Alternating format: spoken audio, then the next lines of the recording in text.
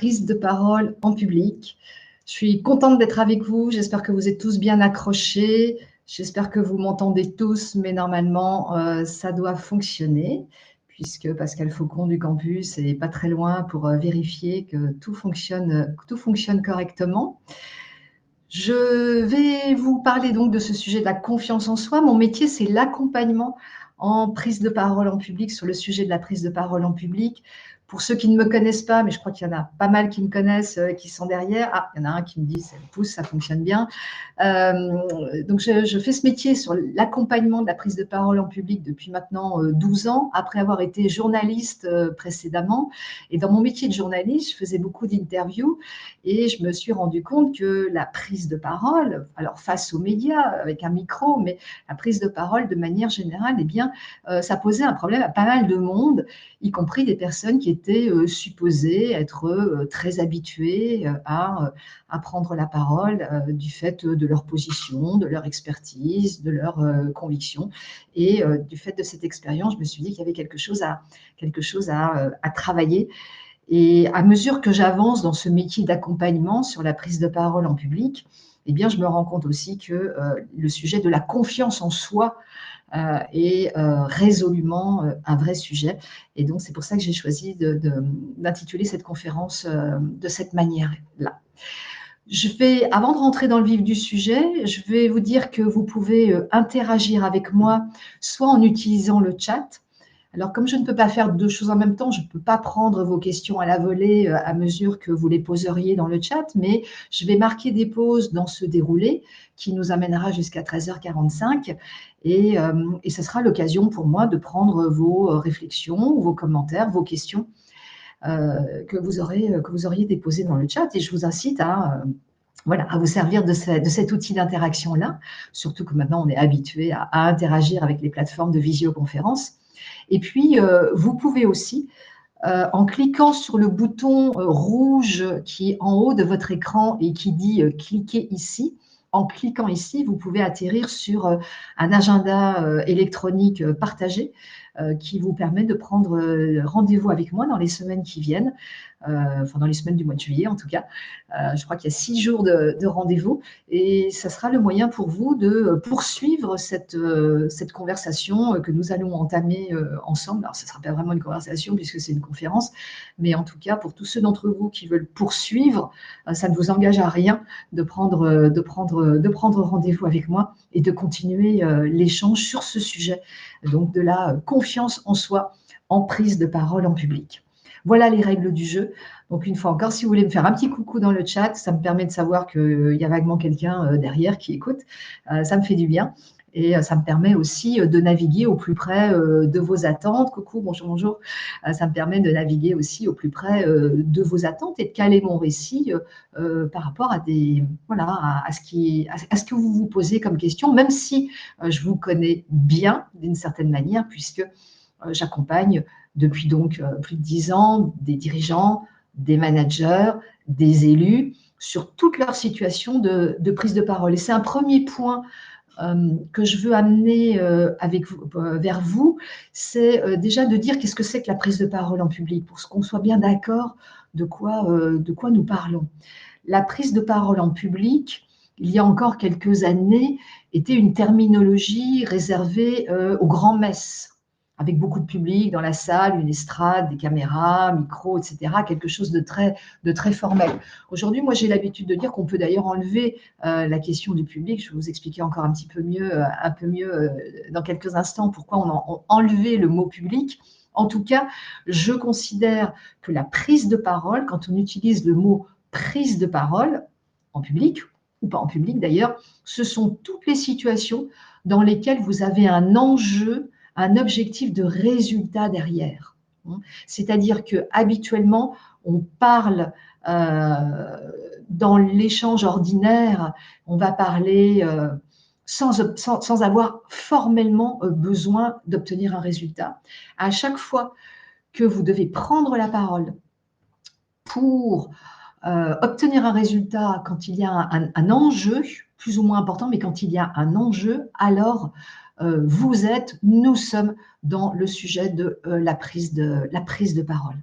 Et c'est en cela que c'est très différent du parler. Il y a vraiment cet effet de prendre sa place, prendre la responsabilité de ce qu'on dit. Parfois aussi, il y a le sujet de prendre le pouvoir.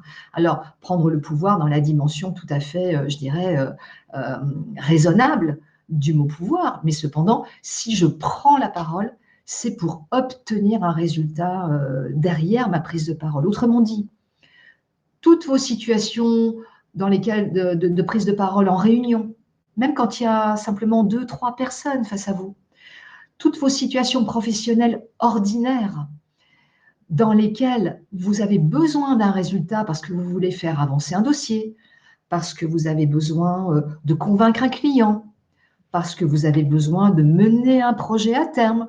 D'ailleurs, vous êtes payé pour mener le projet à terme. Dans toutes ces situations-là, à chaque fois qu'il y a un enjeu, vous êtes dans de la prise de parole. Alors ça, c'est pour le prendre, prendre. Après, le public. Eh bien, le public, ça va nous amener justement au sujet de la confiance en soi. En fait, la difficulté dans la prise de parole en public, c'est qu'on a la conscience très claire que quelqu'un nous regarde et nous écoute. Et le quelqu'un est souvent pluriel. Mais ce n'est pas forcément un sujet de grands ensembles, de nombres. On peut être absolument stressé et avoir très peu confiance en soi dans une situation de prise de parole face à 2 personnes, parfois même face à une seule personne. En fait, le nombre n'y fait rien. Alors, je sais que certains d'entre vous me disent « Moi, je suis plus stressée quand il y a beaucoup de gens en face de moi. » Mais j'ai aussi des personnes qui me disent « Moi, je préfère quand il y en a beaucoup, parce qu'au moins, je suis dans une forme d'anonymat. » Donc ça, c'est aussi un moyen pour moi d'aborder la première partie de cette conférence, qui en contient 3 en tout, qui est la question donc de ce mystère autour de la prise de parole. Autrement dit, il y a autant de ressentis, autant de problèmes finalement, autant de stress et de situations qu'il y a d'individus qui prennent la parole en public. Donc la première chose pour régler ce sujet de la confiance en soi, c'est déjà, la première chose, me semble-t-il, c'est de lever le mystère.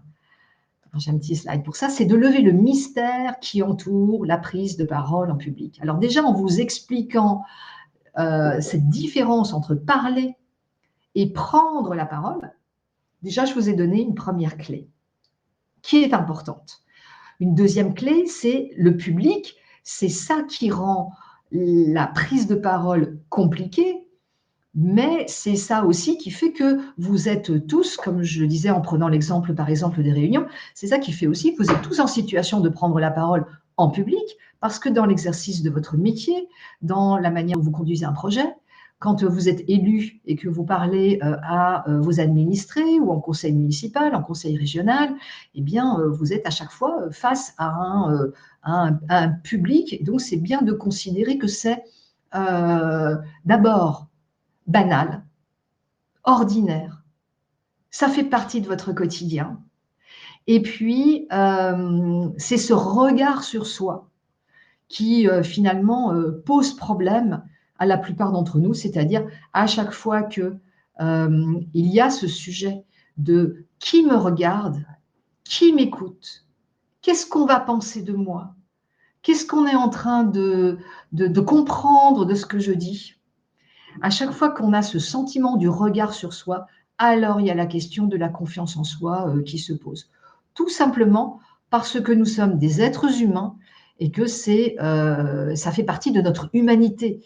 Donc, il y a des gens qui le gèrent plus ou moins bien, mais c'est un problème pour tout le monde. Donc, la première recommandation, la première chose à faire pour régler le problème de la confiance en soi, eh bien, c'est déjà de lever ce mystère autour de la prise de parole. Et donc, c'est se demander ce qui ne va pas.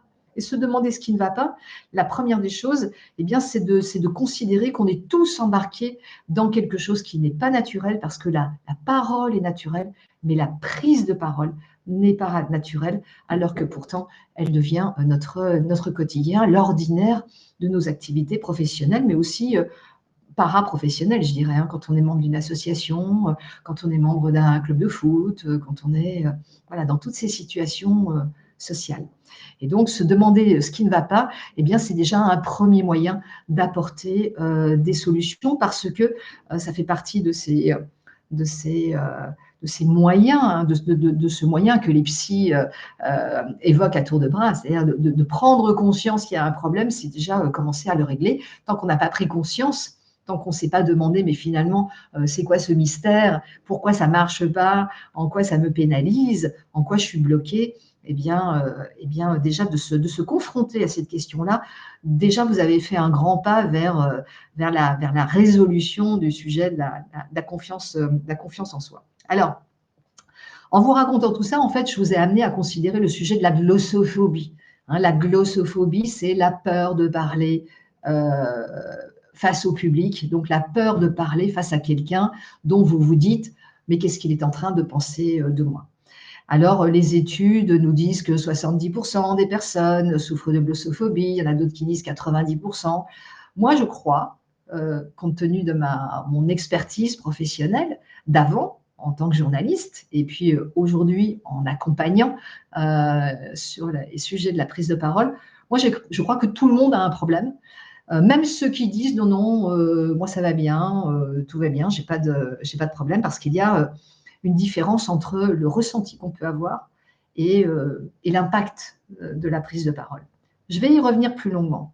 Pour l'instant, je veux rester sur vraiment ce sujet qui est qu'est-ce qui fait que je suis stressée? Qu'est-ce qui fait que j'ai un problème de confiance en moi en prise de parole, alors que je n'ai pas de problème de confiance en moi dans les autres situations professionnelles, dans ma vie courante, dans ma vie sociale. J'ai plein d'amis, je me sens très à l'aise autour d'un barbecue, et puis tout d'un coup, quand mon N+1, comme on dit dans l'entreprise, me demande de faire une presse, hein, une présentation avec slide, eh bien tout d'un coup, il n'y a plus personne. Donc, je me suis rendu compte que, en fait, il y avait derrière un problème apparent, c'est-à-dire avec un problème avec lequel on peut venir vers un coach comme moi, il y a aussi très souvent un problème caché. Et donc, il y a deux niveaux je dirais, de freins, oui, de problématiques derrière ce sujet de la prise de parole, et donc de la confiance en soi. Quand des personnes viennent me demander de les accompagner, très souvent, ils arrivent avec un problème apparent, un problème qui est entendable socialement. Par exemple, je pense à quelques personnes qui sont venues me voir en me disant, voilà, au moment de la rentrée en septembre, j'ai eu une prise de parole avec un fort enjeu, je vais devoir parler face à une grande assemblée pour donner le coup d'envoi d'un nouveau projet, ou pour faire le mot d'entrée d'une nouvelle année scolaire, par exemple. Et donc, j'ai besoin d'être accompagnée, parce que ça va être très important que ce discours soit réussi. Et puis, je vais devoir aussi construire des slides. Donc, est-ce que vous pouvez m'aider? Ma réponse est oui, bien sûr, je peux vous aider. Donc, on commence à mettre en place un dispositif d'accompagnement sur les éléments de langage, sur des séances de training. Et puis ça ne s'en mange pas. Et en fait, je me suis rendu compte que, au-delà de ce problème apparent et, je dirais, socialement acceptable, eh bien, il y a un problème caché. Il y a un problème caché qui est que, alors, cette personne-là, que je prends pour exemple, eh bien, a très peu confiance en elle, donc elle a vraiment très peur de l'exercice, de se mettre en visibilité devant tout le monde. Alors cette peur, je ne sais pas d'où elle vient, et ce n'est pas mon sujet, parce que je ne suis pas psychologue, enfin je ne suis pas psy au sens professionnel du terme, mais en revanche, cette peur, elle va se manifester par exemple, une voix qui tremble, quand on gratte un petit peu, donc chez ces personnes qui viennent me voir pour ce problème apparent, et qu'on gratte un peu sur le problème caché, eh bien, il y a on n'aime pas se voir à l'image, on n'aime pas l'image de soi, on n'aime pas sa voix, on a la voix qui tremble, on a la sueur qui sur le visage, on devient tout rouge, au contraire, on devient tout blanc, on a les mains moites, on ne sait pas quoi faire de ses mains. Alors d'ailleurs, très souvent, on me dit, mais qu'est-ce que je fais de mes mains? Parce qu'en fait, on est tellement sans point d'appui, et ça c'est un mot super important dans tout ce que je vous propose, on est tellement sans point d'appui, sans référentiel, sans décodeur, sans apprentissage, on n'a jamais appris à prendre la parole face à un public, que évidemment il y a une grosse surcharge de stress, et je dis évidemment, parce que c'est effectivement évidemment, c'est-à-dire qu'à chaque fois qu'on est dans un environnement inconnu, eh bien, on a du stress, que ce soit quand on se promène dans une forêt qu'on ne connaît pas, ou que ce soit quand on s'embarque dans une situation de prise de parole parce qu'on n'a pas les codes, qu'on n'a pas appris à les avoir. Et donc, il y a ce phénomène de problèmes apparents et de problèmes cachés, avec des tabous, avec un vrai tabou sur le problème caché. Or, on a tous des problèmes cachés en situation de prise de parole en public, parce qu'on est tous des êtres humains, tous, et tant mieux, avec des émotions, avec un historique, avec des blessures d'enfance, diraient les enfants, diraient les psys, pardon, les enfants aussi, avec une mauvaise expérience qui laisse des traces.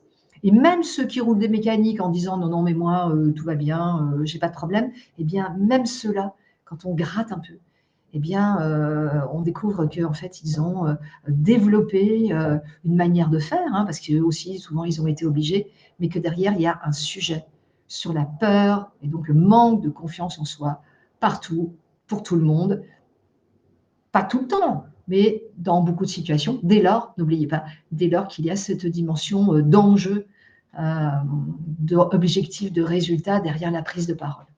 Donc, lever le mystère, c'est se dire, OK, je suis juste comme tout le monde, j'ai la trouille, mais tout le monde a la trouille.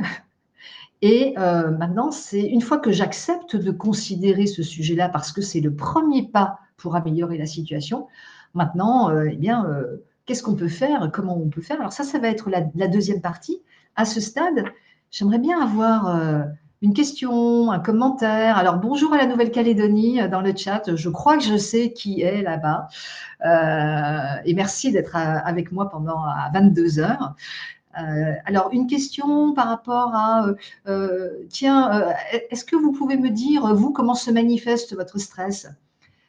Est-ce qu'il y en a qui sont tout rouges ou tout blancs? Est-ce qu'il y en a qui sont transpirants et d'autres qui sont gelés? Qu'est-ce que vous faites avant de prendre la parole? Vous buvez un verre d'eau? Vous buvez un petit whisky? Vous mangez une barre de chocolat? Vous vous réfugiez dans les toilettes? Vous respirez? Très bien. Donc, ça veut dire que vous avez déjà développé un système de gestion du stress. La voix qui tremble, le cœur qui bat. Je me tapote les mains sur le torse comme un gorille, comme ça, là, pour se donner courage. Ouais, super. OK. Personnellement, j'ai du mal à respirer correctement. Oui. Alors ça, c'est vraiment tout ce que vous dites.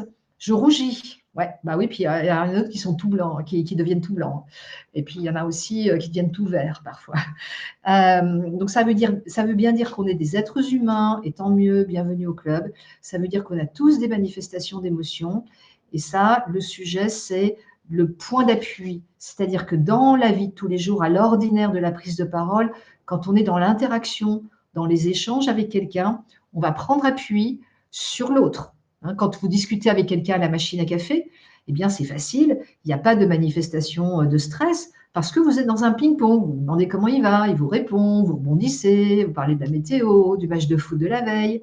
Ça s'appelle small talk in English, hein, c'est petite conversation. Mais ça, c'est facile. Mais dès que vous êtes tout seul, sans autre point d'appui que ce qu'on attend de vous, ah, là, ça commence à devenir un autre sujet. Alors, ce qui est important pour moi, alors là, je vois qu'il y a un mail un petit peu long, j'étais pas stressée, je suis arrivée sur place, une personne avec qui j'ai échangé était très stressée et elle m'a communiqué son stress. Comment se protéger du stress de l'autre en restant concentré, réponse, en restant concentré sur ce que vous avez vous à dire. C'est-à-dire que tout à l'heure, j'en parlerai mieux, mais c'est vrai qu'il y a vraiment une dimension sportive, de concentration pour tous ceux d'entre vous qui font du sport ou qui sont musiciens. Vous savez ce que c'est. Et puis, il y a certainement d'autres pratiques. Le yoga aussi peut être très utile. Tous ceux d'entre vous qui savez vous concentrer, faire l'espèce de bulle mentale autour de vous avant de monter sur le ring, alors tous ceux-là, hein, vous tous là, eh bien, vous êtes déjà tout à fait bien équipés pour vous embarquer dans le sujet de la prise de parole en public. Parce qu'il y a résolument cette histoire de mental, de concentration, avec quelqu'un qui écrit « Eric, je vais dans un endroit discret et je rigole pour avoir des énergies positives ». Bah, super, vous avez commencé à mettre en place des systèmes pour vous rassurer, pour regagner en confiance et puis pour vous mettre aussi ce que j'entends au détour de ce que dit Eric, c'est qu'il y a résolument ce sujet de se mettre dans une bulle de concentration. Je vais avancer un petit peu pour attaquer donc la deuxième partie qui est sur les bénéfices immédiats. Parce que c'est très important aussi de bien considérer qu'on peut gagner très vite avec quelques gestes utiles et que la prise de parole en public, c'est tout sauf une usine à gaz. Il ne faudrait pas que je dise usine à gaz. C'est pour vous dire qu'on peut vraiment, avec un minimum de pratique, gagner beaucoup. J'ai l'habitude de dire qu'en prise de parole, un peu, c'est déjà beaucoup. C'est-à-dire qu'à partir du moment où vous êtes là, à partir du moment où vous avez cet intérêt, je dirais, pour le sujet, à partir du moment où vous avez une curiosité ou l'humilité aussi, de considérer qu'il y a un enjeu derrière et que vous avez besoin d'une méthode, de la technique, comme quand on veut apprendre à nager et qu'il faut prendre voilà, les conseils d'un prof, ou comme quand on veut être meilleur au piano ou au tennis.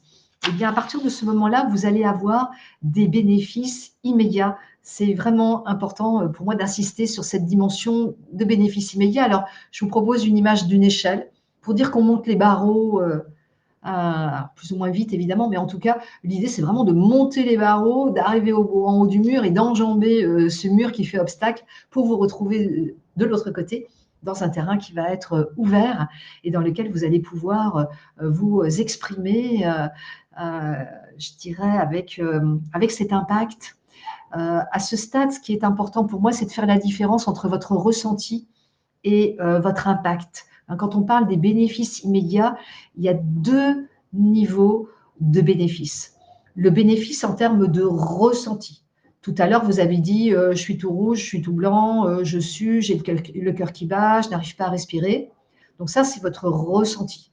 Donc c'est important de faire baisser les effets de stress négatif pour rester en stress positif. Pourquoi il faut du stress positif? Parce que la prise de parole, c'est résolument un exercice physique, contrairement à ce que certains imaginent.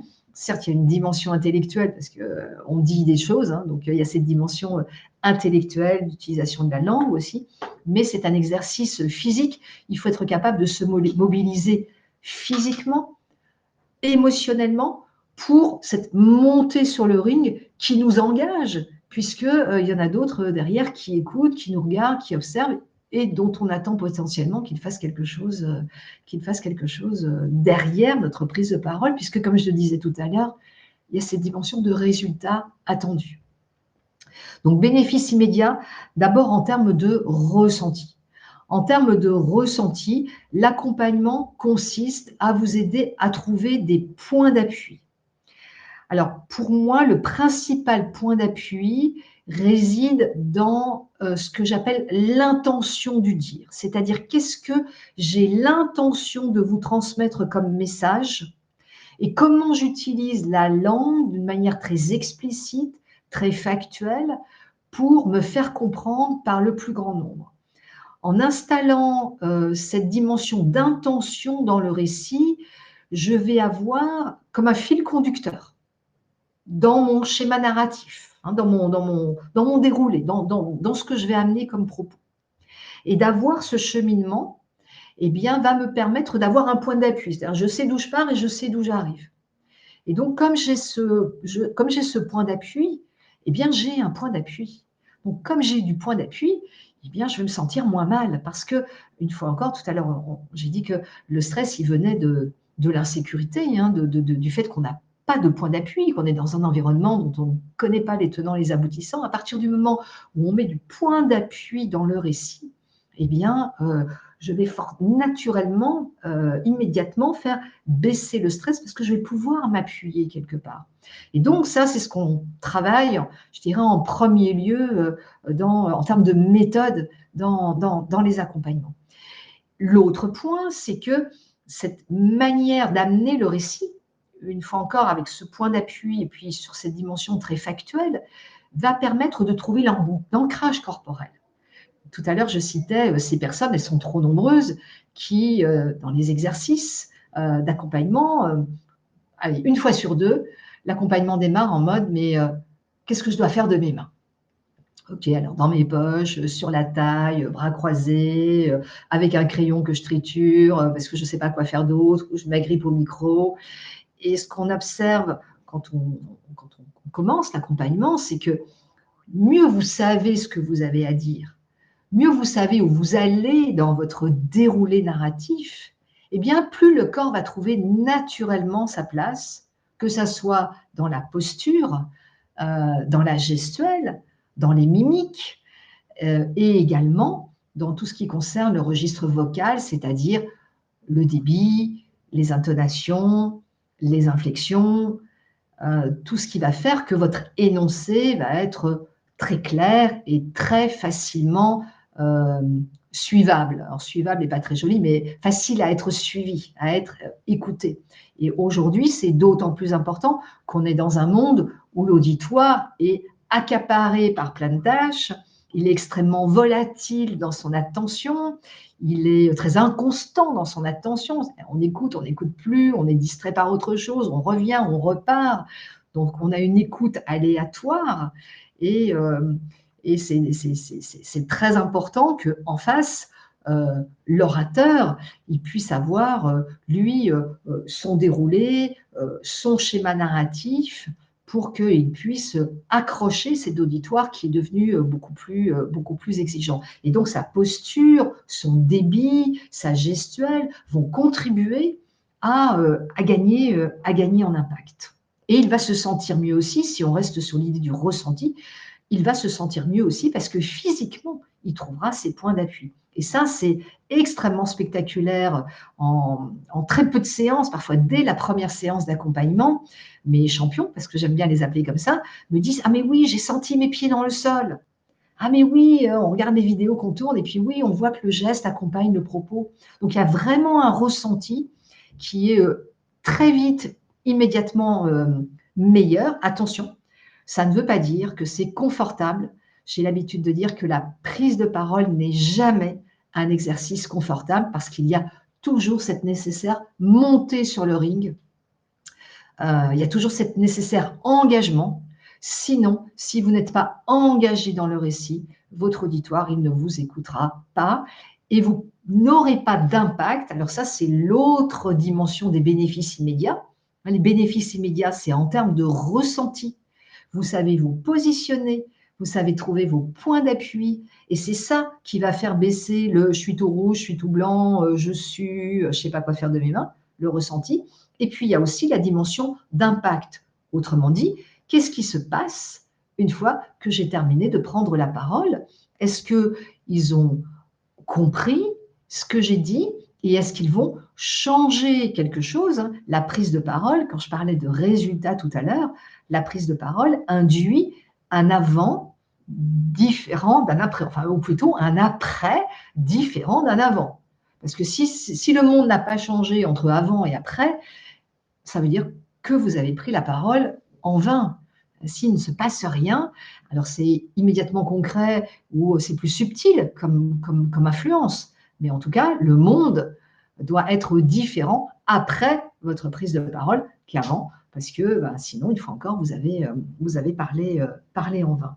Donc cette dimension Il y a ces deux dimensions, j'insiste, hein, il y a vraiment le ressenti et puis cette dimension d'impact pour avoir un résultat.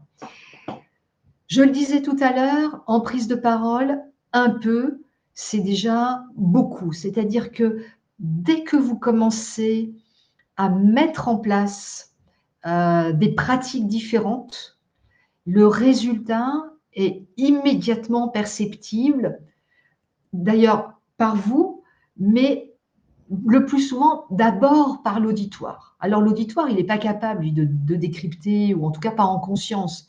Mais souvent, mes champions me disent, « Ah, c'est bien, l'autre jour, j'ai pris la parole en réunion et il n'y avait pas de questions. » Bah, s'il n'y a pas de questions, ça veut dire que le propos était clair d'emblée. Et donc, la réunion était plus courte.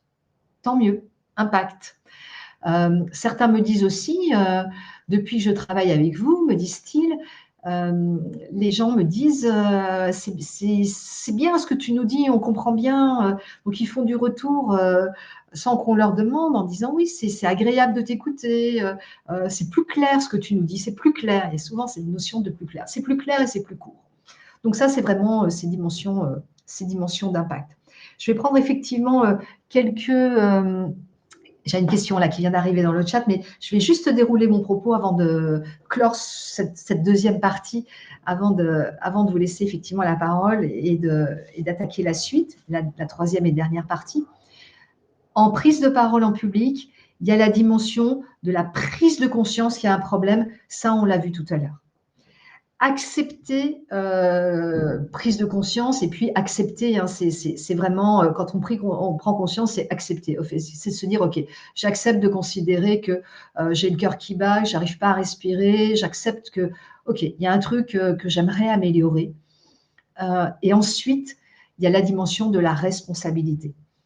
Et la responsabilité, elle est à deux niveaux. Je prends la responsabilité de faire quelque chose, ou bien je prends la responsabilité de ne pas faire quelque chose. Et à chaque fois, c'est une prise de responsabilité.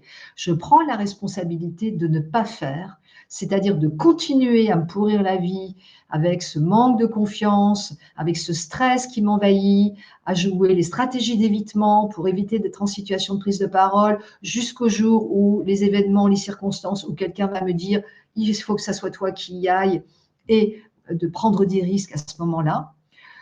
Ou bien je prends la responsabilité de me dire « ok, j'ai vu qu'il y avait un sujet, mais je vois aussi qu'il y a moyen de le traiter, il y a moyen de le traiter avec des bénéfices immédiats, alors pourquoi pas aller voir ?» C'est vraiment cette notion de bénéfice immédiat, et je répète cette espèce de slogan, en communication, en prise de parole, changer un petit peu, c'est déjà changer beaucoup pour vous et pour ceux qui vous écoutent. Alors, la question. Les effets d'une question ou un événement qui est imprévu m'angoissent par contre. Comment faire? C'est toujours Eric qui pose la question. Alors, je comprends le par contre, qui est qu'en temps normal, peut-être que ça se passe correctement. Et puis, quand il y a une question ou un événement imprévu, ça vous angoisse. Et dans ce cas-là, comment faire? Alors, votre question est tout à fait intéressante. Ça va me permettre de reboucler sur ce que je vous disais à propos du point d'appui. Et là, si vous avez un point d'appui, c'est-à-dire si vous savez exactement où vous êtes dans le récit et quelle est cette priorité narrative, ça fait partie des choses qu'on voit en accompagnement sur la méthode.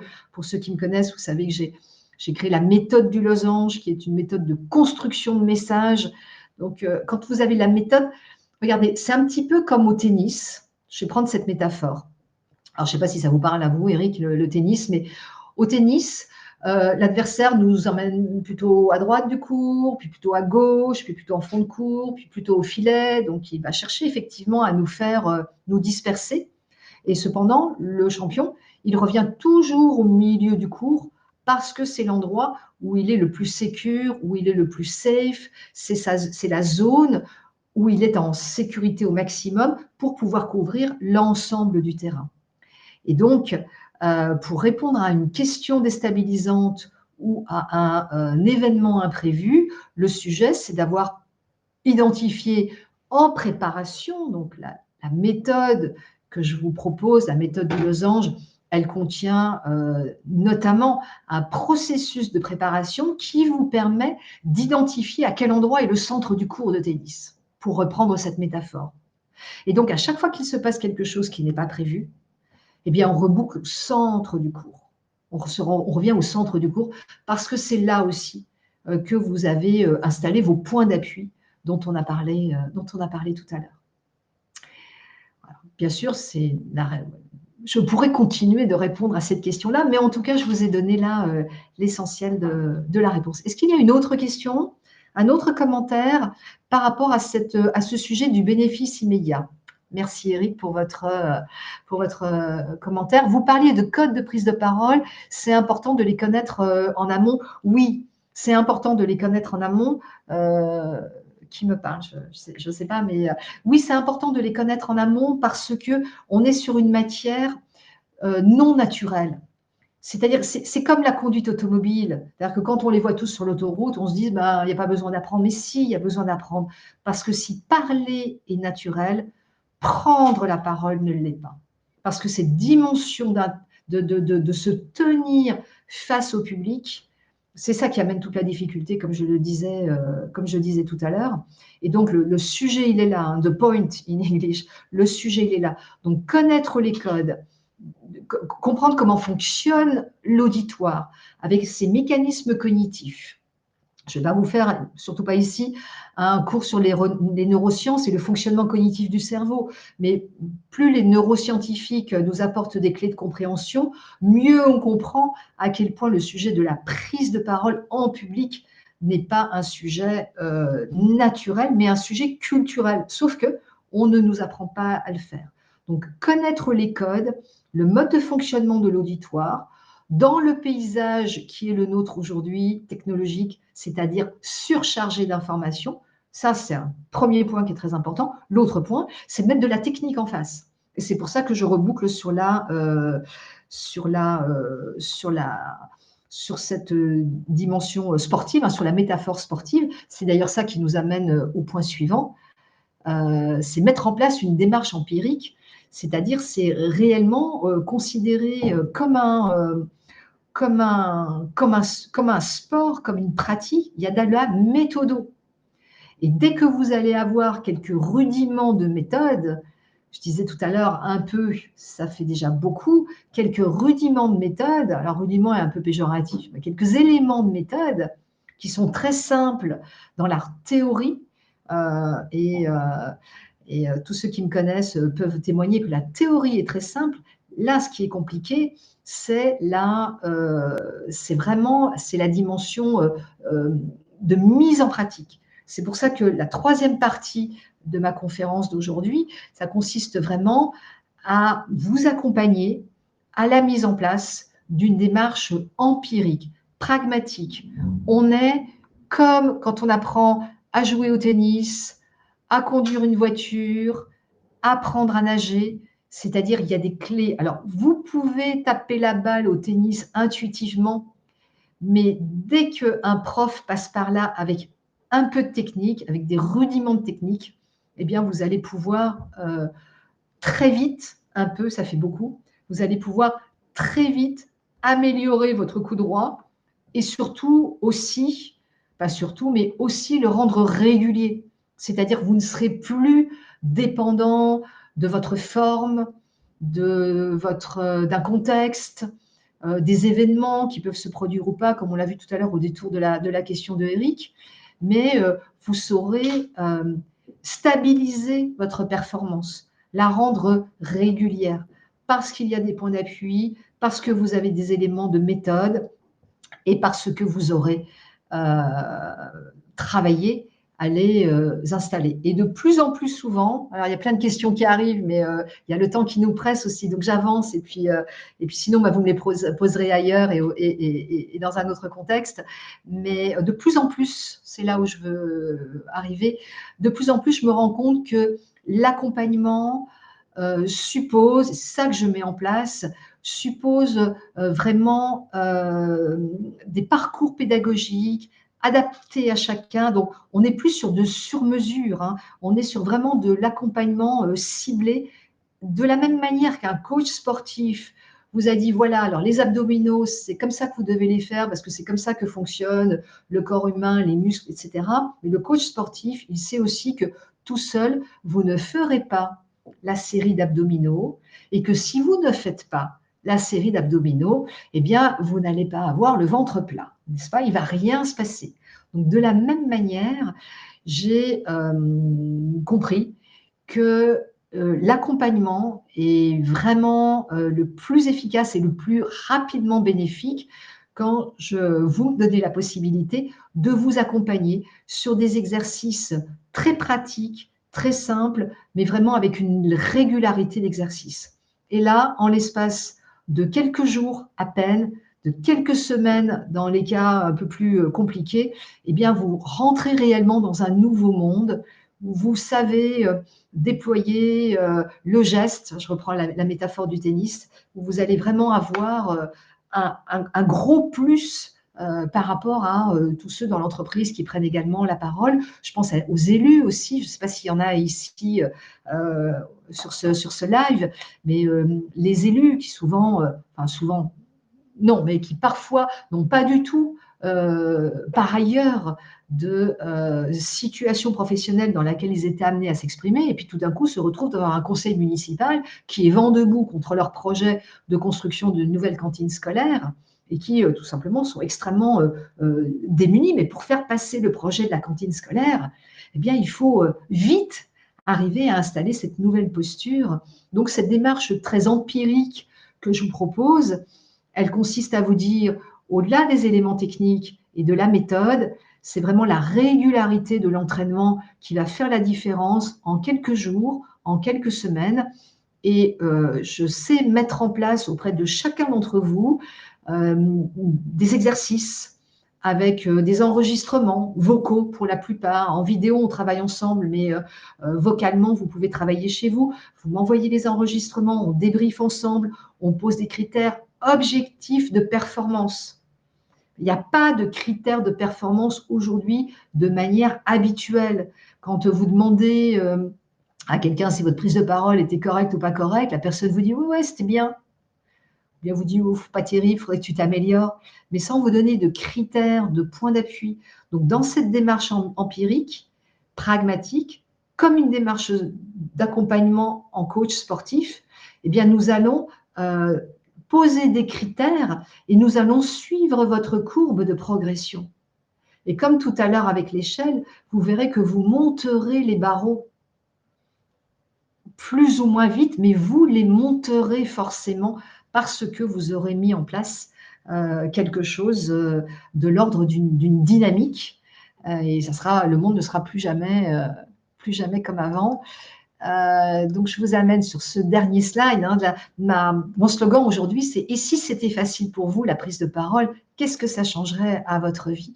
Donc, il est presque l'heure de clore ce live.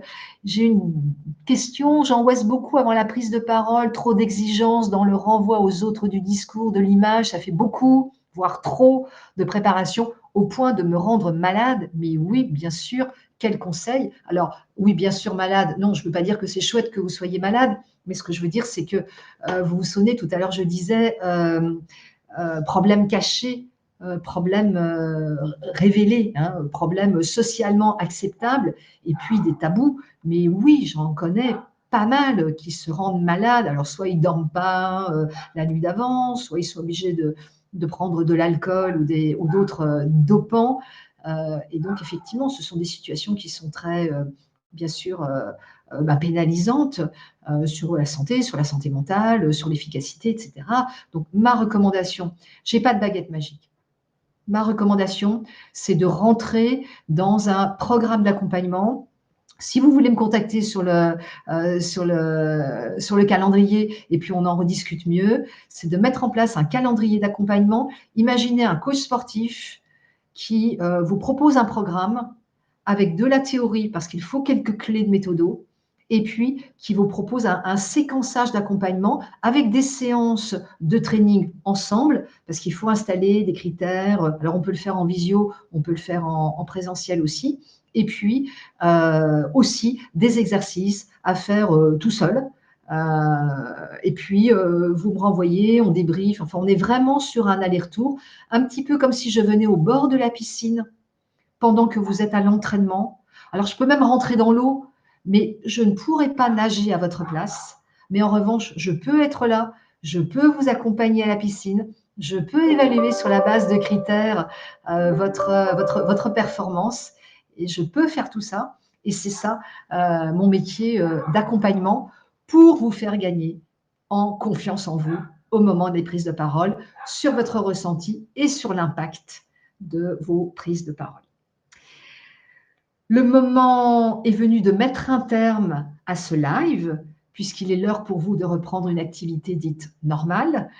Vous pouvez cliquer ici, tant qu'il est affiché, parce que j'ai bientôt débranché, pour prendre rendez-vous avec moi si vous le souhaitez pour poursuivre nos échanges. Vous pouvez me contacter également sur LinkedIn.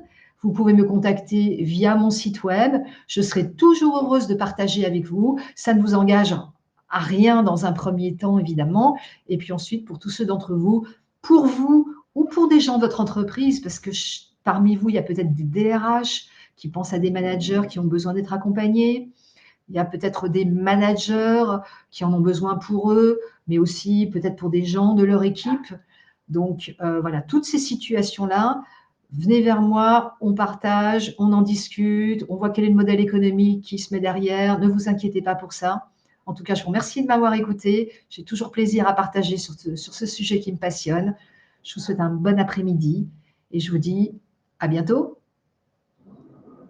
Ciao, ciao. Bientôt à tous. Je vais débrancher le live. Donc, je vous retrouve ailleurs et autrement si vous le souhaitez.